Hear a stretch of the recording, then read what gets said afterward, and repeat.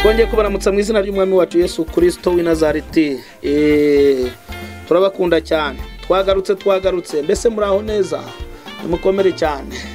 Ba mama muraho, ba papa namwe muraho. Ariko mbega ngo ndabakunda we, basore namwe bakobwa muraho, nimugira amahoro y'Imana. Rero turagarutse muri cya kiganiro cyacu divorce ni iki. Divorce igaragarira mu isura nshya ku bashakanye. Igice rwose cya gatanu nicyo tubagezaho, ubwo duherukana twari turi mu gice cya kane, ariko tubazaniye igice cya gatanu. Divorce mu byiciro, divorce mu bashakanye. Ndagira ngo mubyumve neza divorce. Ubutane, divorce n'ubutane. Divorce mu biyitirira izina ry'Imana bakiroha mu busambanyi bwagutse, bibeshya ko bashyingiwe bundi bushya. Icyo cyorezo kireze kugera naho abantu babyigisha ko nta kibi kirimo ku mbuga nkoranyambaga n'ahandi birigishwa mu nsengero, nyamara n'ubusambanyi buhambaye. Ibyo akora bihabanye kure n'amahame ya Bibiliya. Bahorana mu ntoki mu kanwa kabo, mbese sinakubwira. Iyi ni Bibiliya, bakuramo ibyo bintu bakagenda babeshya. Ariko mu by'ukuri babihorana mu kanwa bakagenda na Bibiliya, mbese sinakubwira. Reka mbabwire mwo kabyarana. Divorce ni indiri y'ibyago karundura mu miryango y'abashakanye idasize n'ubukene. Rwose kabisa. Divorce kandi ni indiri y'amabandi yitwaje Bibiliya n'ubuhanuzi budashyitse n'ubutumwa bw'ikinyoma buhengeka Bibiliya. Divorce kandi ni ikimenyetso cyo gutsindwa kw'abashakanye, kunanirwa kwihanganirana no kunanirwa kuba abihana, kandi izarizo ndangagaciro za gikristo. Divorce kandi ni indiri y'ubusambanyi mu ngeri zose, kuko iyo ushatse ubusambanyi nk'uko ijambo ribitugaragariza mwo kabyara. Iyo wongeye gushaka warawushakanye n'umugore ukagira ngo ni ubukoza amakosa, mbese ni ubusambanyi bw'ubundi buryo, ni ubusambanyi bw'iterambere. Komana we. Divorce kandi ni izingiro ry'inzererezi mu gakiza. Uwakoze divorce ntagira icyicaro kuko ahorana uruzerero rw'ubuzima, uruzerero rw'ubushako rudashyitse, kuko aba yibera mu ndiri y'uburaya.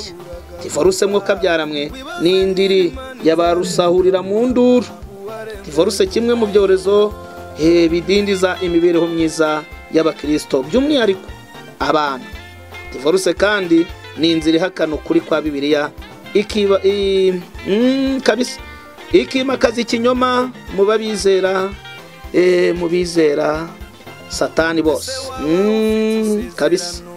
Divorce ni irimbukiro ryagutse ryateguwe kandi mwo kabyaramwe, ariko mana we, rinashyirwaho na Satani rwose, ari we se w'ikibi cyose, akaba na se w'abanyabyaha binangiye imitima. Ariko ibindi bike mwo kabyaramwe.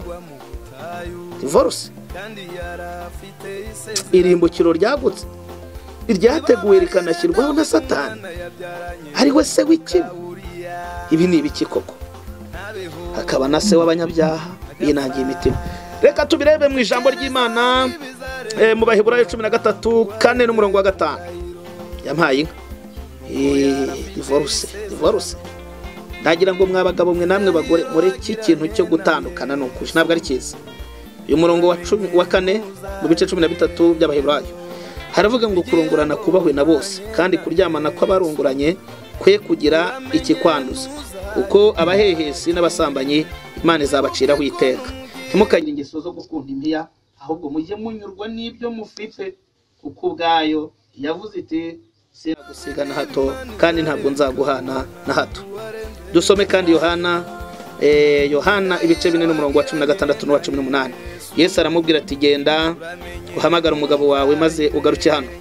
Umugore aramusubiza ati, nta mugabo mfite. Yesu aramubwira ati, uvuze ukuri yuko udafite umugabo, kuko wari ufite abagabo 5, n'uwo ufite si uwawe.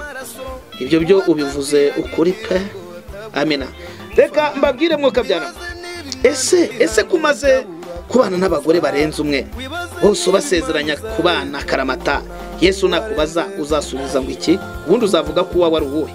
Ese kumaze kubana n'abagabo barenze umwe kandi bose ubasezeranya kuzabana nabo akaramata, Yesu nakubaza uzasubiza ko umugabo wawe ukuri ari uwuhe? None si ibyo mbwira abo mwita ko ari abafasha banyu, si ibyo na maraya zibwirana iyo zihererekanyije ibyago biziye abasambanyi, wowe se kubikora ukaba uri no mu nzu yitirwa Imana? Mbese muzi ngo niba urupfu rutinze kuzana Yesu harya aratinzira? Nimwihane mugifite agahe nk'aka ngaka.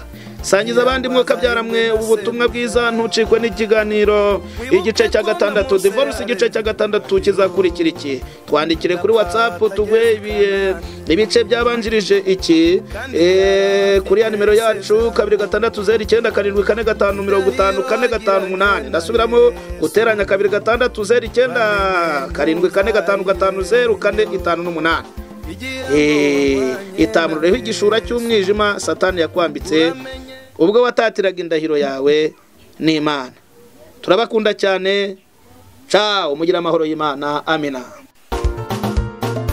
Indahiro sisinyatire, indahiro nukudatatira igihango, ikindi ugasoza ibyo wasezeranye.